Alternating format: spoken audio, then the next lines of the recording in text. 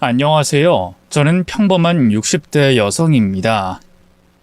남편과 사별한 후 오랜 세월 동안 하나뿐인 아들과 서로 의지하며 살아왔습니다. 그런데 지금은 그 아들마저 제 곁을 떠나고 혼자가 됐습니다. 남편 복 없는 여자는 자식 복도 없다고들 하는데 오늘은 이런 제 박복한 팔자에 대해 이야기해볼까 합니다.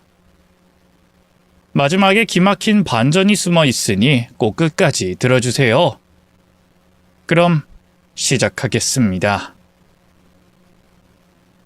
제 아들은 어려서부터 똑똑하고 착한 아이로 속 한 번 썩인 적이 없었어요.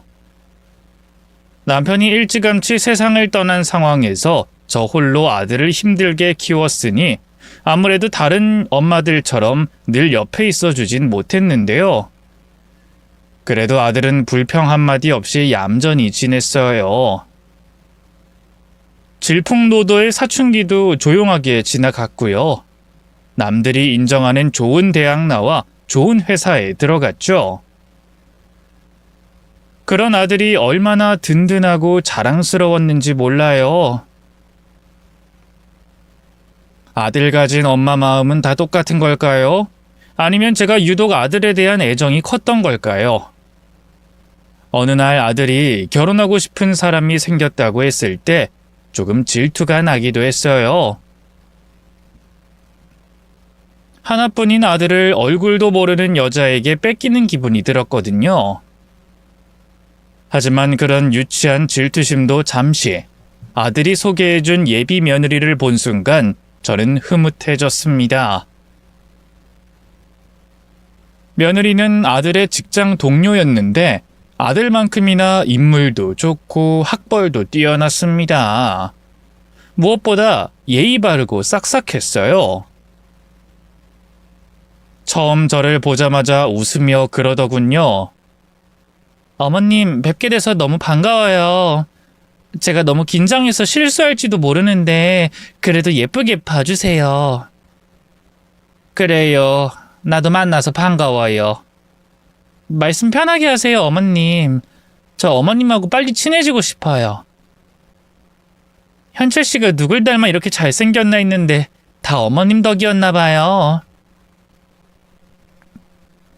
며느리는 다소 내성적이고 소심한 아들과 달리 밝고 싹싹했어요. 음식이 나올 때마다 저와 아들에게 조금씩 덜어주는 모습도 요즘 젊은 애들 같지 않게 배려심 많고 예의 발라 보였죠. 제가 아가 편하게 있어도 된다. 나도 손이 있는데 알아서 먹을게 라고 해도 며느리는 어머님 그래도 이렇게 덜어드리는 게 좋아요. 어머님과 현철 씨가 맛있게 드시는 모습 보면 제가 더 행복하거든요 라며 웃더라고요. 딱 봐도 예비 사돈댁에서 잘 키운 느낌이 났죠. 외적인 조건이며 성격이며 반대할 이유가 하나도 없었어요. 그렇게 아들과 예비 며느리는 사귄 지 1년 반 만에 결혼식을 올렸고요. 아들은 무척 행복해 보였습니다. 하지만 결혼 생활이 3년 차를 넘어가면서부터 두 사람 사이에 크고 작은 갈등이 생기기 시작했습니다. 처음엔 사소한 의견 차이에서 비롯된 다툼이었지만 시간이 갈수록 그 갈등의 빈도와 강도가 점점 심해졌습니다. 가장 큰 문제는 두 사람의 성격 차이였어요. 저는 아들이 내향적이고 조용하니 밝고 활달한 며느리가 그 점을 잘 보완해 줄 거라 여겼는데요. 웬걸 오히려 서로 다른 부분 때문에 더 싸우더군요. 아들은 종종 저에게 와서 고민을 털어놓곤 했는데요. 며느리가 바깥 활동이 너무 많아서 가정이 소홀하다는 게 주 내용이었어요. 엄마, 나 진짜 혜경이랑 안 맞는 것 같아. 결혼까지 한 여자가 왜 그렇게 바깥 출입이 잦은지. 허구한 날 무슨 모임이다, 친구 생일이다 하면서 집에 붙어있지를 않는다니까. 새아가가 워낙 사교적이잖니. 아직 애가 있는 것도 아닌데 네가 이해 좀 해줘. 아니, 이해를 하는데도 한계가 있지. 남편 말고 다른 사람들하고 더 많은 시간을 보낼 거면 대체 결혼을 왜 한 건데? 그냥 내가 벌어오는 돈으로 편하게 놀고 먹으려고? 애 가지는데 집중하고 싶다고 해서 회사 그만두라고 한 건데 이럴 거면 그냥 같이 회사 다니는 게 낫지. 세아가한텐 얘기는 해봤어? 친구들 만나는 횟수 좀 줄여보라고. 당연히 얘기했지. 근데 씨알도 안 먹혀. 오히려 자기 구속한다고 난리야. 내가 다른 건 다 참을 수 있는데 남자들하고 껴서 술자리 갖는 것만큼 진짜 못 참겠어. 아무리 단체로 여러 명이서 마신다고 해도 그 자리에 남자가 껴있으면 안 가는 게 맞는 거 아니야? 근데 걘 그런 개념도 없다니까? 유부녀가 돼선 아무 남자 앞에서나 부어라 마셔라. 아들은 그새 며느리에게 쌓인 게 많아 보였어요. 며느리는 며느리대로 제게 아들에 대한 불만을 털어놨죠. 그이는 저를 너무 숨막히게 해요, 어머님. 제가 가정주부라고 해서 집에만 있으란 법은 없잖아요. 어차피 애 생기면 꼼짝없이 집에서 애만 키워야 하고 제 생활도 없어지는데 그 전에 제 인생 좀 즐기겠다는 게 죄인가요? 친구들 만나서 술 좀 먹다 보면 늦을 수도 있는 거잖아요. 제가 매일 그러는 것도 아닌데. 그 사람은 친구가 없으니까 절 이해를 못해요. 늘 집에서 제가 오기만을 기다리고 주말에도 저하고만 있으려고 하는데 솔직히 너무 숨막혀요. 연애 시절엔 그렇게 저만 보는 모습이 마냥 좋고 가정적으로 보였는데 역시 결혼하면 여자만 손해예요. 그냥 저 혼자 자유롭게 사는 편이 더 좋았을 것 같아요. 그래도 결혼했으니 최대한 둘이 같이 잘 살 방법을 고민해 봐야지. 아가, 현철이가 질투심이 많은 편이니까 네가 남자 있는 자리는 어지간하면 피하고 부부 둘이서 할 수 있는 취미 같은 걸 만들어 보는 건 어떠니? 나름 며느리와 아들을 돕기 위해 주변에 조언도 구하고 부부 상담 TV 프로그램 같은 걸 보면서 공부도 했거든요. 그걸 토대로 얘기를 해봐도 며느리의 반응은 회의적이었어요. 취미요? 그 사람한테 밖에 나가는 건 돈 드는 일, 그 이상도 이하도 아니에요. 집에서 뒹굴면서 텔레비전이나 보는 게 그 사람한텐 취미인걸요? 뭘 좀 하자고 해봐도 돈 나가서 안 된다고 펄쩍 뛰기 일쑤예요. 어찌나 짠돌이인지 제 물건은 뭐 1,000원짜리 하나를 사려고 해도 눈치가 보인다고요. 아들과 며느리는 성격부터 경제적인 습관까지 많은 부분이 달랐어요. 그 외에도 갈등의 원인은 다양했는데요. 집안일을 분담하는 문제, 생활 습관 차이, 서로의 가족과 관련된 문제 등등 이 모든 게 쌓이다 보니 작은 일에도 쉽게 다투게 되고 서로 상처 주는 말들만 내뱉곤 했죠. 저는 중간에서 두 사람을 중재하려 노력했지만 전문가도 아닌 제 노력만으로는 역부족이었어요. 오히려 제가 나서면 더 큰 싸움이 벌어지기도 해서 조심스러울 때가 많았죠. 언젠가부터 두 사람은 섞일 수 없는 물과 기름처럼 늘 싸우기만 했고요. 그 사이에 낀 저는 점점 더 지쳐갔습니다. 그러던 어느 날이었어요. 하루는 아들이 술을 진탕 먹고 저희 집에 찾아왔어요. 그리고는 저를 보자마자 어린아이처럼 펑펑 울기 시작했죠. 엄마, 혜경이가 이제 더는 나를 사랑하지 않는데. 뭐? 아유, 그거야 그냥 싸우다 홧김에 한 말이겠지. 지금까지 서로 투닥거려도 잘 살아왔잖아. 아니야, 혜경이는 이미... 왜? 새아가가 뭐? 아무것도 아니야. 어쨌든 우린 서로 너무 다른 것 같아. 처음엔 잘 맞을 줄 알았는데 이젠 얼굴만 봐도 싸우게 되니 이렇게 살 바엔 차라리 헤어지는 게 낫겠어. 미안해, 엄마. 엄마 때문에라도 절대 이혼만큼은 안 하려고 했는데. 솔직히 아들의 이혼은 제가 원하는 바가 아니었어요. 아무리 시대가 바뀌었다지만 여전히 이혼한 걸 흠으로 여기는 사람들이 많았으니까요. 제 아들의 오점 없던 삶에 커다란 얼룩을 남기는 기분이었죠. 하지만 어쩌겠어요. 함께 살고 있는 당사자인 두 사람이 서로 더는 싫다는데. 결국 결혼한 지 5년 만에 아들과 며느리는 이혼하게 됐어요. 갈라서고 나면 좀 나아질까 했는데 이혼 후에도 아들은 여전히 힘들어했습니다. 아들은 여전히 며느리를 그리워했고요. 일이 이렇게 돼버린 게 모두 자기 탓인 것만 같다고 자책했죠. 제가 위로하며 다시 힘을 내라고 다독였지만 아들의 마음속 상처는 쉽게 치유되지 않았습니다. 그나마 회사 출퇴근은 성실하게 했지만요. 그 외의 시간엔 집에서 홀로 술만 퍼마시는 날이 계속됐죠. 저는 그런 아들이 걱정돼 신혼집을 정리하고 본가로 들어오라고 했는데요. 아들은 혼자 사는 게 마음이 편하다면서 거절하더군요. 그때 무슨 수를 써서라도 아들을 집에 데리고 왔어야 하는데 그랬다면 그런 비극은 일어나지 않았을까요? 아들이 이혼하고 반년이 지난 어느 가을 날이었어요. 그쯤에 저는 작은 식당을 개업해 바쁜 나날을 보내고 있었는데요. 영업 시작 전 재료 준비가 한창일 때 갑자기 모르는 번호로 전화가 오더군요. 받아보니 아들이 사는 아파트 경비실이었어요.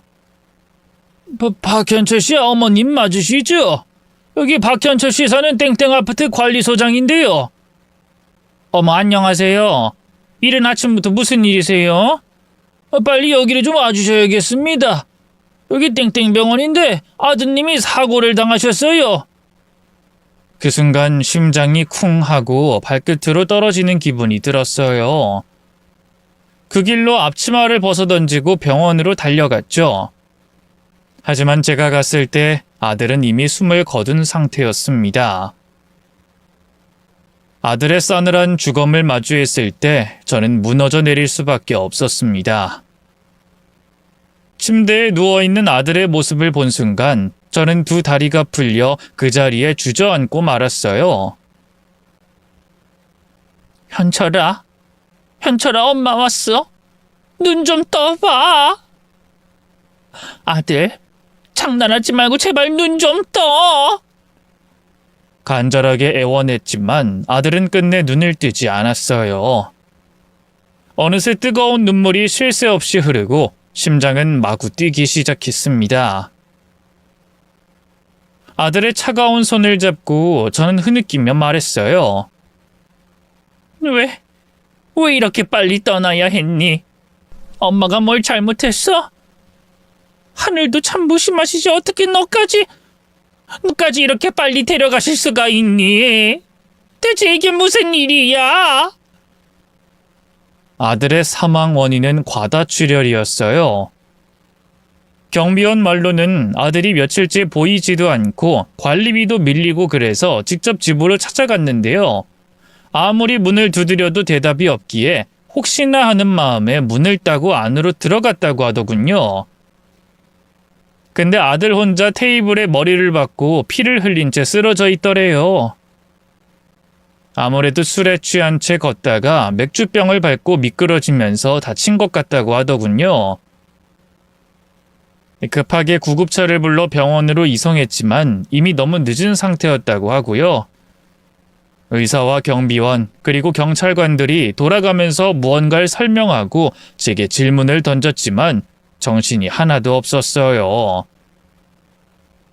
그저 아들이 이젠 제 곁에 없다는 사실만이 제 가슴을 파고들었죠. 무슨 정신으로 장례를 치렀는지 모르겠어요. 얼떨떨한 마음으로 조문객들을 받고 아들을 보내주고 그리고 텅 빈 집에 홀로 돌아오고 나서야 아들의 죽음이 실감이 나더군요. 저는 마치 심장이 멈추는 듯한 고통을 느꼈습니다. 세상이 무너져 내리는 것 같았고 눈앞이 캄캄해졌죠. 오직 아들의 마지막 모습만이 눈앞에 떠올랐습니다. 아들아, 가지마. 엄마가 너를 얼마나 사랑하는데. 제발 돌아와줘. 하지만 아무리 오열해도 돌아오는 건 싸늘한 침묵뿐이었어요. 그 후에도 저는 매일매일 아들의 집을 들락거리며 아들을 그리워했습니다. 아들의 집에는 아직도 아들의 흔적과 채취가 남아 있었어요. 저는 아들의 물건을 하나하나 어루만지며 눈물을 흘렸죠. 아들의 옷, 책, 사진들 모든 것이 그대로였습니다. 오직 아들만이 없을 뿐이었죠. 밤이 되면 아들의 사진을 안고 잠이 들었고요. 꿈속에서도 아들을 만나는 날이 많았습니다. 그럴 때면 저는 깨어나 한참을 울곤 했죠. 어리석지만 그땐 더는 살 의미가 없다고 생각했어요. 하나뿐인 아들을 잃은 상실감에 생을 마감하고만 싶었죠. 그래서 아들의 뒤를 따라가려 결심한 바로 그 순간, 거짓말처럼 초인종이 울리더군요. 혹시나 아들이 아닐까 바보 같은 기대를 하며 나가보니 웬걸 며느리가 서 있었어요. 며느린 절 보자마자 화를 내면서 목소리를 높이더군요. 아가, 네가 여긴 어쩐 일로? 어쩐 일이긴요? 어머님, 며칠째 전화도 안 받으시고 대체 어떻게 된 거예요? 제가 얼마나 걱정했는지 알아요? 며느린 억지로 밀고 들어와 엉망인 집안을 둘러봤어요. 그리고는 눈물이 그렁그렁한 눈으로 절 보더군요. 어머님 혹시 바보 같은 생각하신 건 아니죠? 그 사람 뒤를 따라가겠다거나 뭐 그런... 제가 찔끔한 표정으로 아무 말도 못하자 며느리가 다가와 덥석 제 손을 잡았어요. 그건 절대 안 돼요. 그 사람 그렇게 떠나보내고 삶이 얼마나 지옥 같아졌는데 어머님마저 없으면 전 어떻게 살아요? 네? 어차피 넌 우리 아들이랑 이혼했고 더는 부부 사이도 아니니 나와는 남남이나 다름없잖니. 나 같은 건 있고 너도 얼른 좋은 남자 만나서 새 출발하렴. 어떻게 그래요? 제가 지금 얼마나 후회스러운지 알아요? 이럴 줄 알았으면 그 사람하고 이혼하는 게 아니었는데 그냥 미혼아 고혼아 계속 지지고 볶으며 같이 사는 거였는데 왜 그 사람이 곁에 있을 땐 몰랐을까요? 제가 아직도 그 사람을 사랑하고 있었다는 걸. 전 어머님마저 이렇게 못 보내요. 그럼 저도 못 살 것 같아요, 어머님. 아니, 엄마. 오늘부터 제가 엄마로 모실게요. 친딸처럼. 그러니까 제발 엄마도 힘내서 살아주세요. 네? 며느리는 그 자리에 주저앉아 엉엉 울기 시작했어요.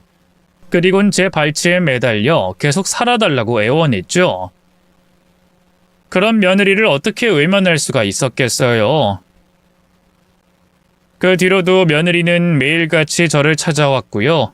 결혼 당시보다 더 살뜰하게 절 챙겼어요. 회사를 다니면서도 삼시세끼 식사를 차려주는 건 물론이고요. 틈날 때마다 여기저기 데리고 다니면서 기분 전환도 시켜줬죠. 제가 아들의 뒤를 따라가려고 했던 게 어지간히도 충격이었던 걸까요? 급기야 며느린 살던 집을 정리하고 제가 살던 집으로 들어오기까지 했네요. 제가 엄마 딸처럼 모시겠다고 했잖아요. 모녀라면 당연히 같이 살아야죠. 아가, 아무리 그래도 이럴 필요까진 없어. 나도 이제 많이 괜찮아졌으니 너도 슬슬 네 앞날 생각해야지. 아직 나이도 젊은 애가 얼른 좋은 남자 만나 새 출발할 생각을 해야지. 솔직히 며느리가 고마운 만큼 걱정이 되기도 했어요. 사돈내외가 뭐라고 생각하실까 두렵기도 했고요. 하지만 며느린 그런 제 걱정에도 아랑곳 않더군요. 됐어요. 전 재혼 같은 거 안 할 거예요. 제 인생의 남편은 그 사람 하나로 충분해요. 그보단 앞으로 엄마랑 이렇게 오순도순 둘이서 재밌게 살고 싶어요. 제가 잘할게요. 제발 내쫓지 마세요, 엄마. 네? 며느리가 그렇게까지 말았는데 차마 내보낼 수가 없더라고요. 내심은 쓸쓸한 마음에 큰 위로가 되기도 했고요. 며느리 덕분에 저는 다시 살아가기로 마음을 굳혔고요. 아들을 잃은 상실감과 슬픔 속에서도 꿋꿋하게 앞을 향해 나아가기 시작했습니다. 같은 아픔을 공유했기 때문일까요? 저는 며느리와 빠르게 가까워졌어요. 함께 아들을 그리워하고 추억하며 정말 친모녀 사이처럼 끈끈해졌죠. 늙은 여자와 젊은 여자 둘이 살려니 아무래도 경제적인 문제가 가장 걱정이 됐는데요. 그 부분은 아들 덕분에 해결이 됐어요. 아들이 죽으면서 남긴 재산과 생명보험금이 꽤 컸거든요. 죽은 남편이 남겨준 유산도 아직 남아 있었고요. 사치를 부리며 살지만 않는다면 남은 여생을 일 안 하고 보내도 될 정도로 충분했죠. 덕분에 며느리와 돈에 구애받지 않고 즐거운 시간을 보낼 수 있었는데요. 며느리는 제가 취미로 하던 뜨개질에 대해 많이 궁금해했어요. 배우고 싶다고 해서 주방 테이블에 앉아 함께 작은 티 코스터 같은 걸 떠보기도 했죠. 며느리는 처음엔 어색해하면서 바늘과 실도 제대로 잡지 못했는데요. 저는 인내심을 가지고 차분히 설명하고 시범을 보여줬고요. 며느리도 열심히 따라하면서 점차 솜씨를 향상시켜 갔습니다. 저희는 함께 뜨개질을 하는 과정에서 많은 이야기를 나누기도 했어요. 죽은 아들 얘기뿐 아니라 서로 어린 시절 추억을 나누기도 하고 소소한 수다를 떨며 하루하루를 보냈죠. 저는 점점 더 며느리와 가까워진다고 느꼈는데요. 며느리는 그게 아니었던 걸까요? 역시 시어머니는 시어머니일 뿐이라며 점점 제가 부담스러워졌던 걸까요? 언젠가부터 며느리는 점점 자기 얘기를 안 하기 시작했어요. 회사에 일이 많다더니만 퇴근 시간도 점점 늦어지고요. 주말에도 일이 있다면서 출근하기 일쑤였죠. 서운하기도 했지만 무엇보다 걱정이 됐어요. 너무 무리하는 게 아닌가 싶어서요. 그러던 어느 날 며느리가 제게 뜻밖의 얘기를 꺼냈어요. 저기 제가 드릴 말씀이 있는데요. 실은 저희 친정엄마가 얼마 전에 유방암 진단을 받으셨어요. 뭐? 안 싸더니? 대체 언제? 한 3개월 정도 됐어요. 미리 말씀 못 드려서 죄송해요. 괜히 엄마 걱정할까봐. 그동안 회사 핑계로 집에 잘 못 들어오던 것도 실은 친정엄마 병원에 가보느라 그랬던 거예요. 그제야 며느리의 요 몇 달간의 행동이 이해가 가더라고요. 전 그것도 모르고 서운한 감정만 느꼈으니 괜히 미안해지더군요. 아니, 사부인 상태는 어떤데? 괜찮으신 거야? 네, 초기에 발견해서 수술도 잘 끝났고요. 지금 항암 치료 받고 있는데 경과가 좋아요. 너무 걱정하지 마세요. 아유, 다행이구나. 그래도 사부인이 아프시면 진작에 얘기를 했어야지. 아무리 너랑 내가 서류상으로 이제 아무 사이도 아니라지만 그래도 네가 나한테 해준 게 있는데. 안 되겠다. 내가 직접 찾아뵙고 인사라도 드려야겠어. 아니요, 그러실 필요 없어요. 엄마가 항암 치료 때문에 살도 많이 빠지시고 머리도 좀 그래서 다른 사람들 만나는 걸 아직 많이 꺼리세요. 그보다 엄마한테 부탁드리고 싶은 게 좀 있는데. 며느리답지 않게 말끝을 흐리면서 제 눈치를 봤어요. 실은 돈을 좀 빌릴 수 있을까요? 엄마도 저희 집 형편 알잖아요. 그렇게 잘 살지 못하는 거. 저희 아빠도 허리를 다치셔서 요즘 공사일 쉬고 계시거든요. 저 혼자 벌이만으론 엄마 병원비 대기가 좀 빠듯해서. 실은 병원비가 많이 밀려있는 상태예요. 얼마나 밀려있는데? 한 1,000만 원 정도요. 빌려만 주시면 제가 이자까지 쳐서 꼭 갚을게요. 생각보다 액수가 컸지만 망설일 이유가 없었어요. 저는 며느리의 손을 잡고 바로 고개를 끄덕였죠. 아이, 당연하지. 그런 이유라면 얼마든지 빌려주마. 아니, 그냥 줄 테니 갚을 필요 없다. 가족끼리 서로 돕는 게 당연한 일이지.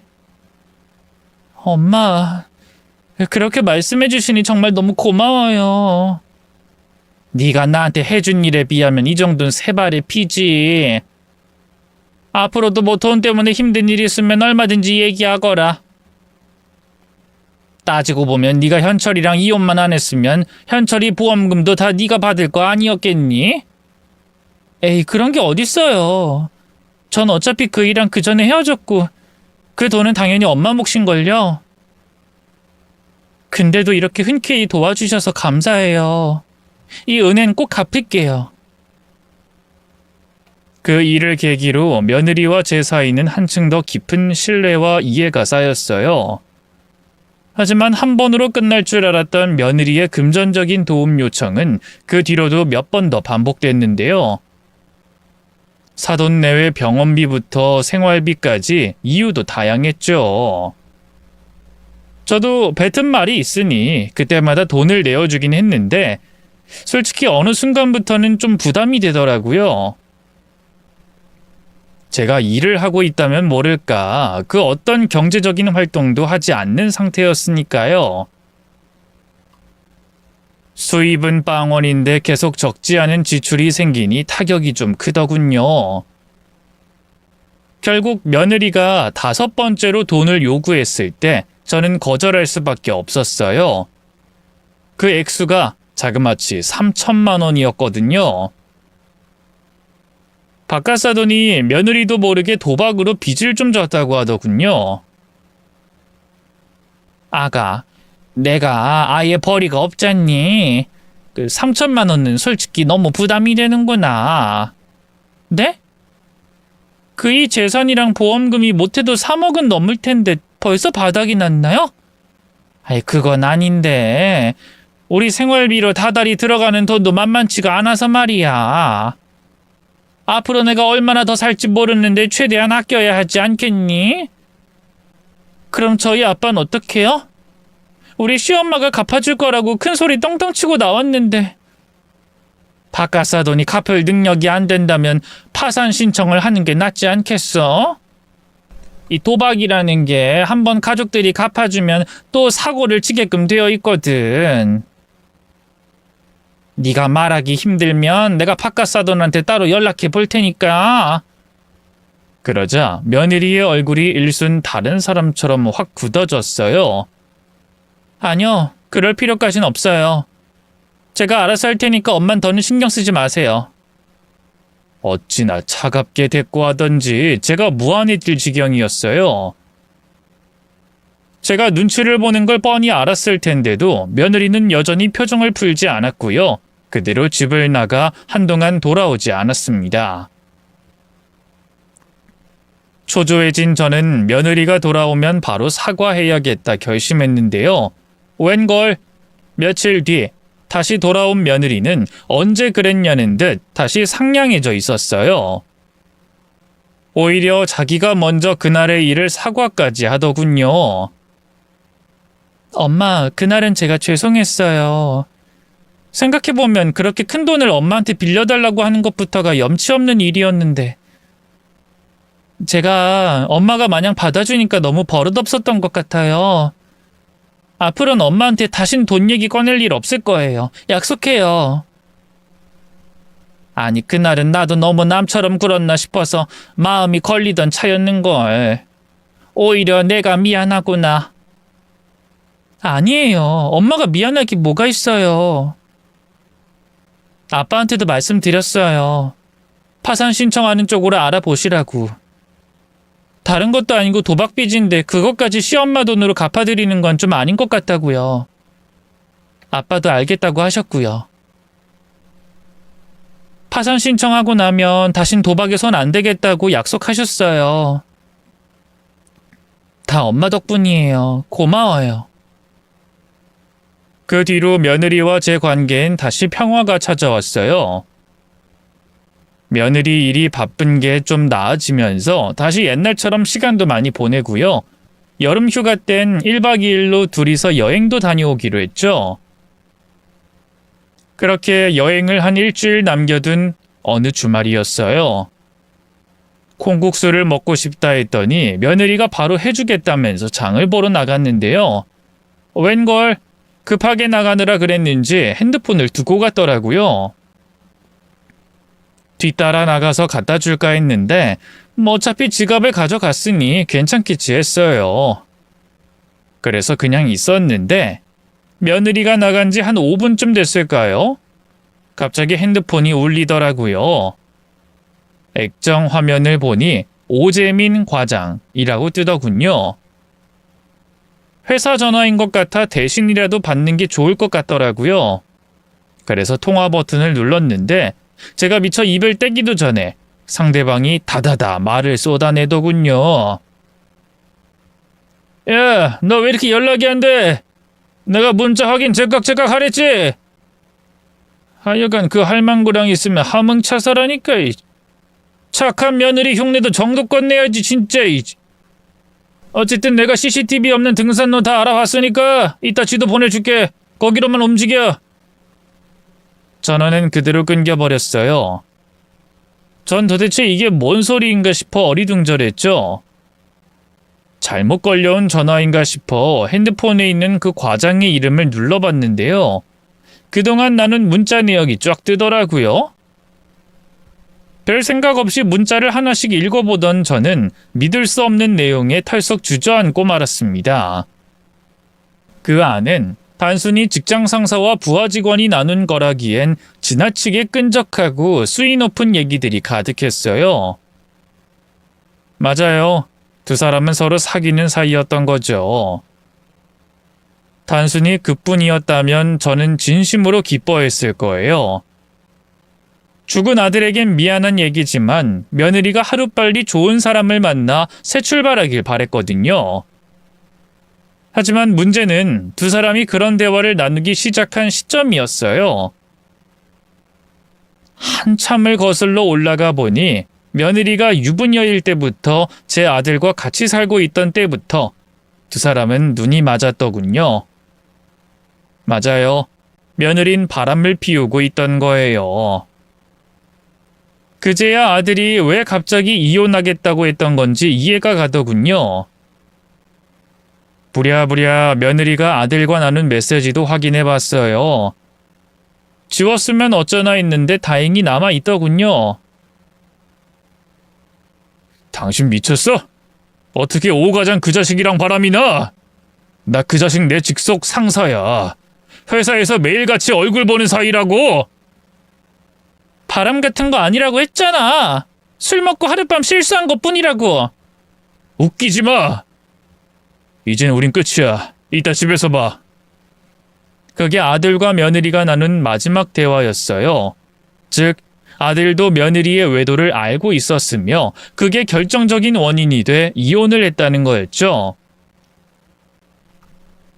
하나하나 과거를 반추하던 저는 일순 등 뒤로 소름이 돋는 게 느껴졌어요.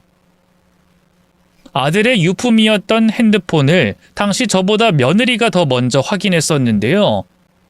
며느리로부터 돌려받았을 땐 이미 며느리와 나눈 메시지 같은 것들이 다 지워져 있었거든요. 그땐 아들이 이혼하고 지운 거라고만 여겼는데 다시 생각해보니 며느리가 의도적으로 지웠던 게 분명했어요. 찜찜한 일은 거기서 끝이 아니었어요. 둘이 대화를 주고받은 날이 하필이면 아들이 사망하기 바로 전날이더군요.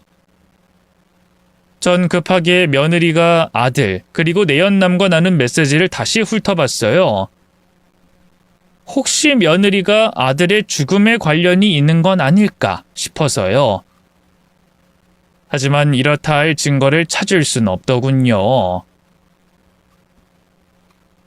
그래, 내가 지금 너무 놀라서 말도 안 되는 상상까지 하고 만 거야.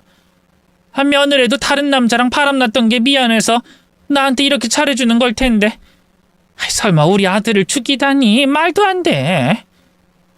스스로를 다독이면서 핸드폰을 닫으려던 바로 그 순간이었어요. 문자 메시지 내역에 익숙한 이름이 있더라고요. 들어가 눌러보니 다름 아닌 아들이 전에 살던 아파트 관리소장이었어요. 처음 아들의 죽음을 목격하고 제게 연락해줬던 바로 그 사람이었죠. 그 사람이 아들이 죽은 날 이후로 며칠간 며느리에게 꾸준히 문자를 보냈더라고요. 며느리가 계속 무시하자 급기야 경찰 얘기까지 꺼내더군요. 돈 왜 입금 안 합니까? 저 이대로 바로 경찰서 갈까요? 돈 준비되기까지 시간이 좀 걸린다고 했잖아요. 지금 입금했으니까 확인해 보세요. 확인했습니다. 잘 쓰겠습니다. CCTV는 확실히 지운 거 맞죠? 아이 그럼요. 일 처리 확실하게 했으니 걱정 마십시오 사모님. 예감이 너무 안 좋더라고요. 고민하던 저는 제 핸드폰으로 관리소장에게 전화를 걸었어요. 안 받으면 어쩌나 했는데 다행히 바로 받더군요. 아니 그 사모님께서 어쩐 일로?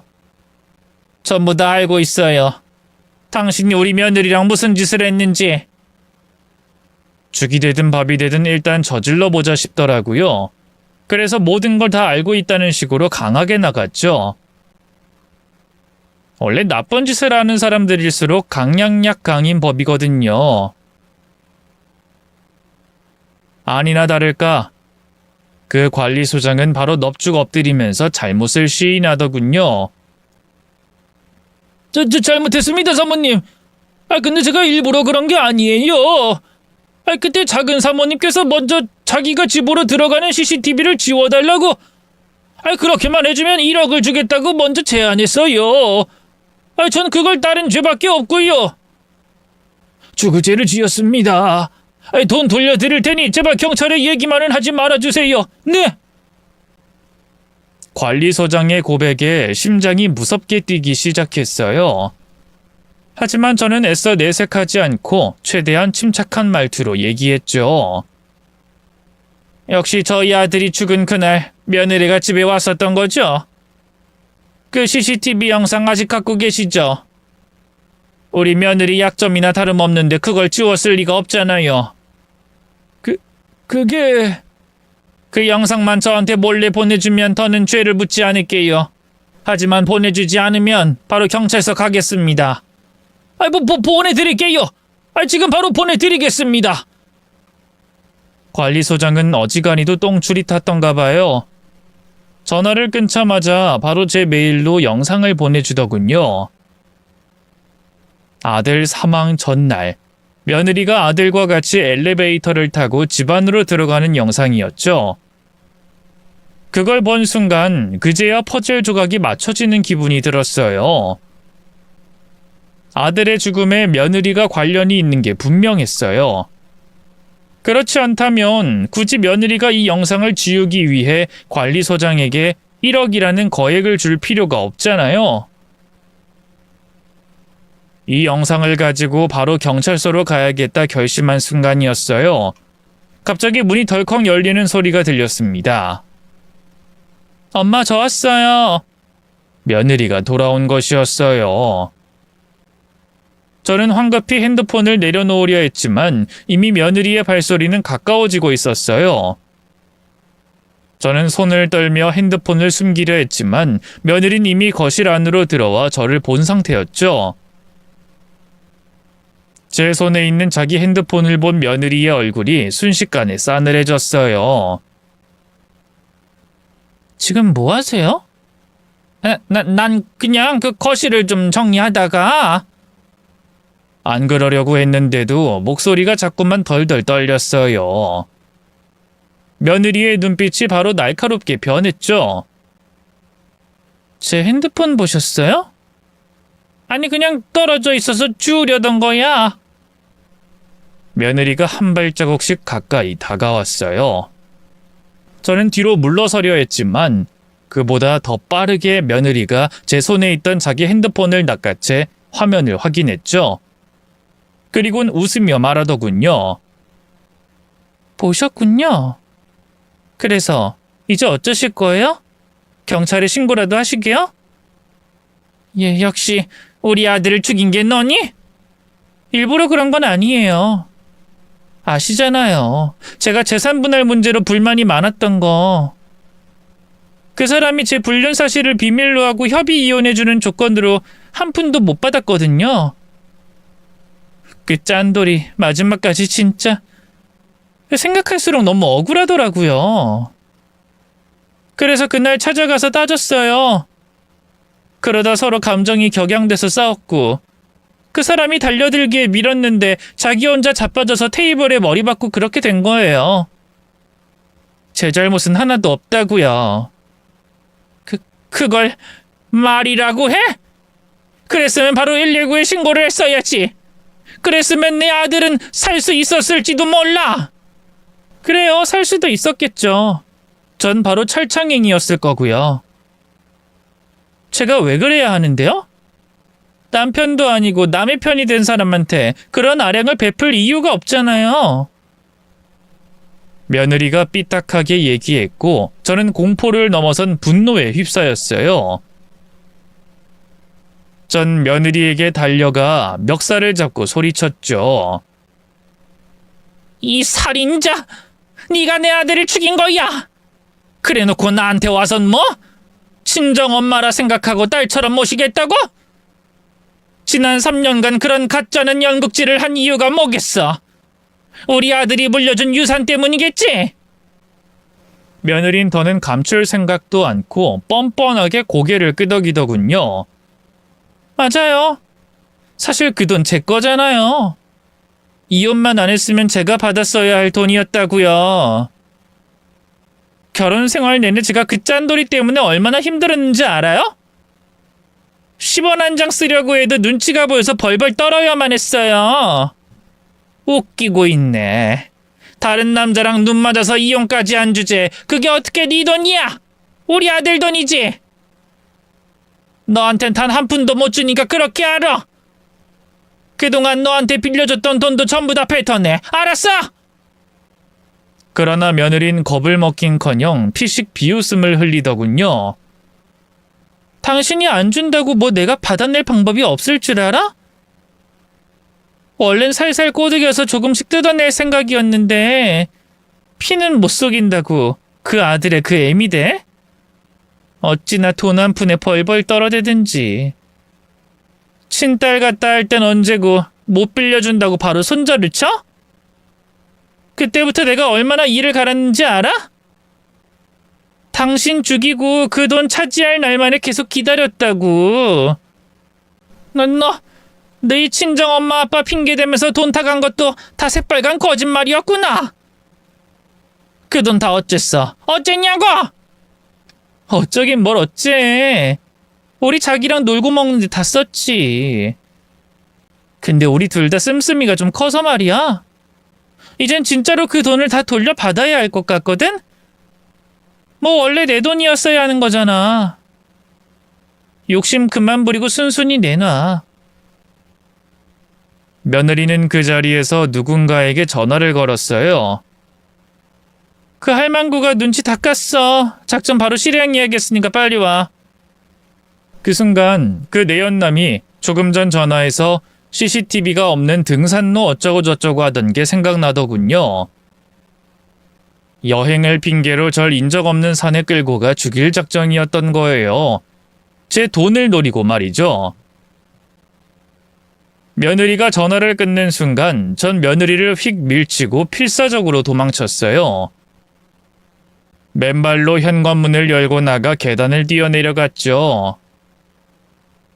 며느리의 손이 제 옷을 잡아채는 걸 느꼈지만 간신히 몸을 빼낼 수 있었습니다. 야, 너 거기 안 서? 멈추라고! 잡히면 가만 안 둘 줄 알아? 악에 바친 며느리의 고함에 사지가 벌벌 떨렸어요. 저는 숨이 차도록 뛰어 집 밖으로 나왔고 거리로 나가 지나가는 사람들에게 도움을 청했습니다. 살려주세요. 누가 제발 경찰 좀 불러주세요. 경찰이요. 네? 아주머니 무슨 일 있으세요? 저기 며느리가, 우리 며느리가. 생명의 위협을 느껴보신 분들은 아실 거예요. 너무 무서워서 제대로 말도 나오지 않는 거. 길 가던 사람들에게 어떻게든 상황 설명을 하려는데 바로 그때 누군가 제 어깨를 붙잡고 휙 몸을 돌렸어요. 아이고, 우리 엄마 또 이러신다. 집에선 언제 나오신 거예요? 죄송합니다. 저희 엄마인데요. 치매기가 좀 있으세요. 웬 덩치 큰 남자가 절 붙잡고는 제 아들인 양 행인들에게 사과를 하더군요. 저는 직감적으로 그 남자가 며느리의 내연남이란 걸 눈치챘어요. 며느리의 연락을 받고 달려와 절 발견하고는 방해하려는 속셈이었죠. 맨발로 달려나와 머리까지 산발인 저는 영락없이 치매 걸린 노인네처럼 보였어요. 역시나 행인들도 바로 흥미를 잃고는 제 갈 길을 가려고 하더군요. 가지 마세요. 전 이 사람 몰라요. 모르는 사람이라고요. 우리 며느리 내연남이 분명해요. 제 돈을 노리고 저를 죽이려고 하는 거예요. 제발 저 좀 구해주세요. 경찰 좀 불러주세요. 아이, 우리 엄마 이거 왜 이러실까? 아이, 오늘따라 상태가 더 심하시네. 얼른 집에 들어가서 약 먹어요, 우리. 이건 놓으라고! 저는 미친 듯이 발버둥 쳤지만 젊은 성인 남자의 힘을 이겨내기는 불가능했어요. 결국 저는 짐짝처럼 남자에게 끌려갔고요. 그대로 다시 며느리가 기다리는 집 안으로 붙잡혀 들어갔죠. 저를 본 며느리가 얼굴 가득 화색을 띠더군요. 아, 다행이다. 잡았네? 아이, 그럼 잡았지. 아이, 정신은 어디다 팔고 있는 거야? 이 노인네 놓쳤으면 우리 둘 다 끝장이었다고. 아, 그렇게 미꾸라지처럼 재빠르게 도망갈 줄 낸들 알았나? 준비는 다 된 거지? 아이, 그럼 당연하지. 일단 그 산 쪽으로 이동하자. 며느리와 내연남은 두려움에 벌벌 떠는 저를 등산 로프로 꽁꽁 묶었어요. 그리고는 짐짝처럼 트렁크에 싣고는 어딘가로 이동하기 시작했죠. 아무래도 CCTV가 없다는 그 등산로에 저를 묻어버릴 작정인 것 같았어요. 저를 차 트렁크에 태우기 직전에 며느리는 억지로 어떤 서류에 지장을 찍게 했는데요. 자세히 보니 유산과 관련된 유언장인 것 같더군요. 대체 언제 이런 걸 다 치밀하게 준비한 건지. 그동안 감추고 있던 며느리의 끔찍한 두 얼굴에 절로 소름이 끼쳤네요. 며느리와 내연남은 엄청 신이 난 것 같았어요. 저를 싣고 가는 내내 제 돈으로 뭘 할지 계획을 세우더군요. 일단 자기가 준비하고 있던 그 사업부터 제대로 해보자. 그거 잘만 하면 대박 날 거라며. 당연하지. 근데 일만 하긴 좀 아쉽잖아? 우리 여행도 가야지. 당신 옷이랑 가방도 좀 사고. 낄낄대며 천박하게 웃는 두 사람이 어찌나 끔찍한 괴물처럼 느껴지던지요. 이런 인간들 때문에 억울하게 죽은 제 아들을 생각하니 절로 눈물이 흐르더군요. 하지만 이대로 울고만 있을 순 없었어요. 죽음이 바로 목전에 있었으니까요. 어떻게든 탈출해야만 했죠. 뒤로 묶여있는 두 손을 미친 듯이 움직여봤어요. 전문가가 묶은 게 아니라서일까요? 아니면 그만큼 제가 필사적이었기 때문일까요? 한참을 두 손을 꼼지럭대다 보니 손을 묶고 있던 줄이 조금씩 헐거워지더라고요. 저는 간신히 손을 작게 모아 로프를 벗겨낼 수 있었죠. 그리고 혹시라도 들킬까봐 숨죽인 채 몸을 웅크렸네요. 트렁크가 열리는 순간만이 유일한 기회였어요. 열리는 순간 내연남과 며느리를 따돌리고 탈출하는 것이 제겐 마지막 희망이었죠. 그렇게 얼마나 시간이 흘렀을까요? 이윽고 차가 덜컹하는 소리와 함께 멈췄어요. 그리고 잠시 후 트렁크가 열리는 순간 저는 저를 향해 손을 뻗는 내연남의 손을 있는 힘껏 깨물었어요. 입안에 비릿한 피맛이 퍼지는 것과 동시에 내연남이 손을 부여잡고 주저앉아 비명을 질렀죠. 아이, 내 손! 자기 괜찮아? 저는 내연남과 며느리가 당황하는 틈을 타 몸을 벌떡 일으켰어요. 그리고 모든 용기를 끌어모아 트렁크에서 뛰쳐나와 앞만 보며 달리기 시작했죠. 하지만 저쪽에선 차를 가지고 있으니 등산로로 뛰어내려가는 건 무모하다 판단했어요. 그래서 숲 쪽으로 방향을 틀었고요. 젖먹던 힘까지 다해 산길을 헤쳐나가기 시작했죠. 이 할망구 어디로 숨은 거야? 잡히기만 해봐 죽여버릴 거니까. 어떻게 자기야? 이대로 못 잡으면 우린 끝이야. 아이, 누가 그걸 몰라? 질질 짤 시간에 얼른 그 할망구나 찾아. 저 멀리서 내연남과 며느리가 다투는 소리가 들려왔어요. 전 두려움에 떨며 계속해서 산속 더 깊숙한 곳으로 숨어 들어갔죠. 그렇게 얼마나 달렸을까요? 갑자기 일순 눈앞이 밝아지더니 웬 산장 오두막 하나가 눈에 들어왔어요.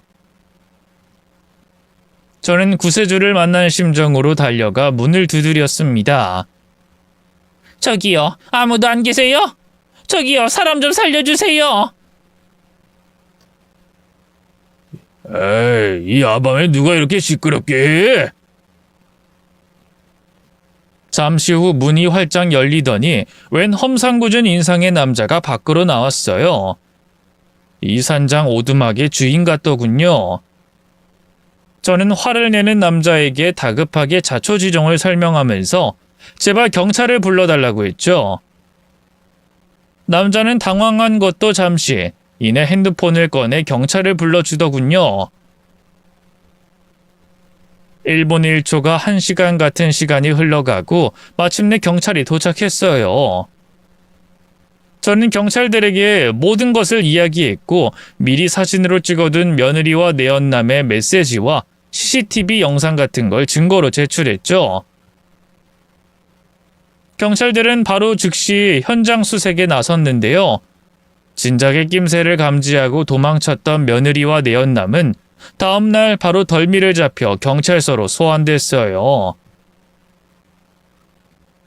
둘 다 끝까지 잘못을 시인하지 않더군요.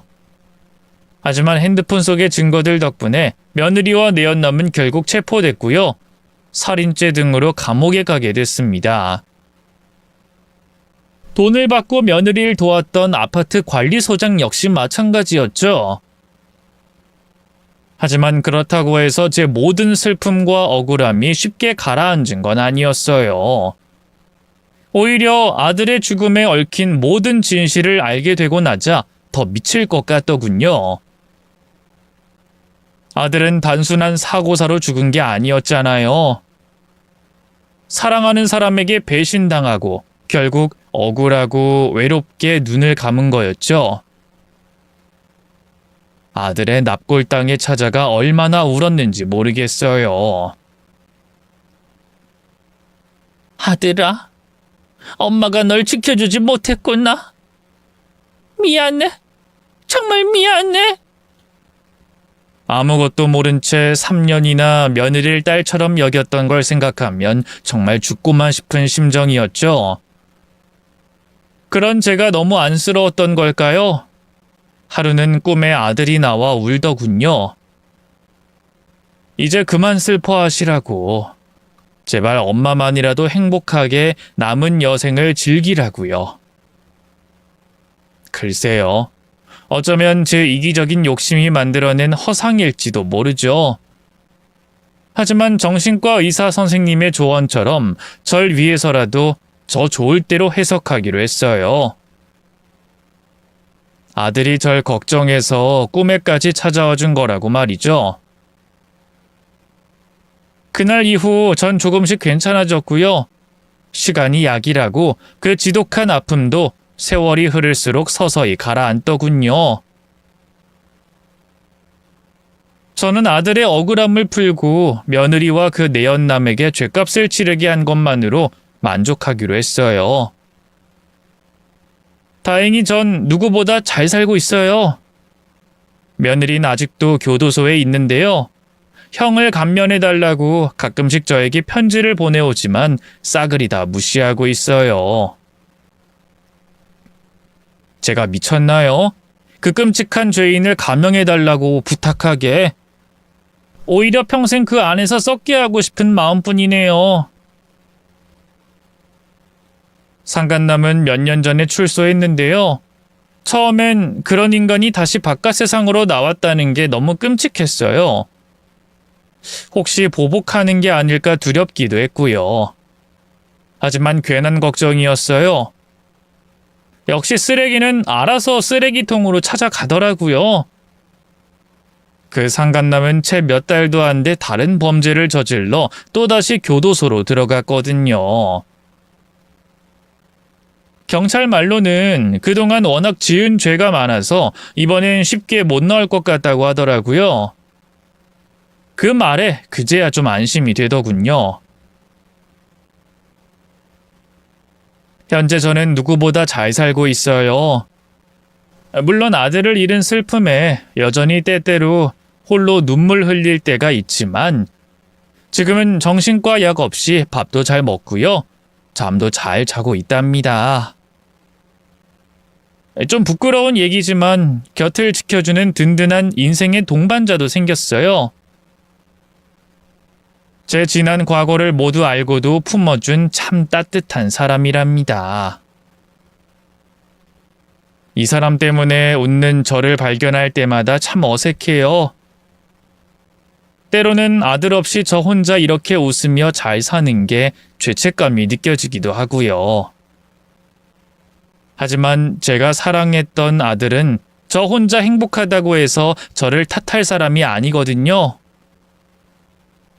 마지막에 마지막까지 제 걱정을 하면서 세상을 떠났던 아들이니까요. 언젠가는 저도 이 세상과 하직하고 아들을 만나게 될 날이 올 텐데요. 그날만을 손꼽아 기다리면서 하루하루 열심히 살아가려고 합니다. 긴 얘기 들어주셔서 고맙습니다. 모두 건강하세요.